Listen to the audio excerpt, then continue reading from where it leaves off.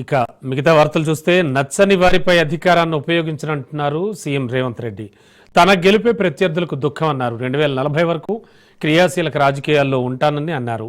ప్రముఖ కవి అందశ్రీ ప్రచురించిన హసిత భాష్పాలు పుస్తకాన్ని సీఎం రేవంత్ రెడ్డి ఆవిష్కరించారు. తెలంగాణ సమాజం కవులకు పోరాటానికి స్ఫూర్తించిన గడ్డని పేర్కొన్నారు.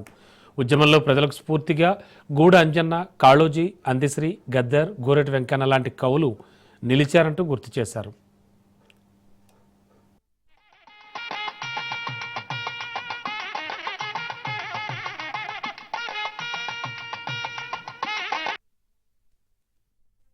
చాలామంది నీకు అధికారం వచ్చింది కదా, నిన్ను ఇబ్బంది పెట్టిన వాళ్ళని ఏదైనా చేయడానికి నీకు అవకాశం ఉంది కదా అంటే నేను చెప్పిన, నేను ఎవరిని శత్రువులుగా చూడను.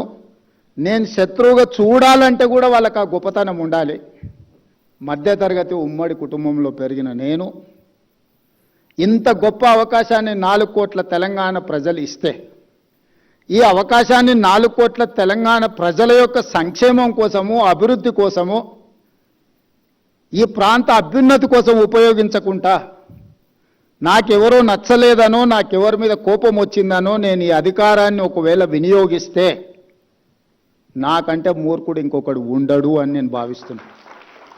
ఈ 20 నెలల్లో వాళ్ళు చేసుకున్న పాపాలకు వాళ్ళు పోతారని నేను కర్మ సిద్ధాంతాన్ని ఎక్కువ నమ్ముతా. మనం చేసుకున్నది మన ఎంబడి వస్తుంది, ఎవరెంత చేస్తే వాళ్ళకి అంత వస్తుంది, వాళ్ళు అనుభవిస్తారని నేను ఎక్కువ నమ్ముతా.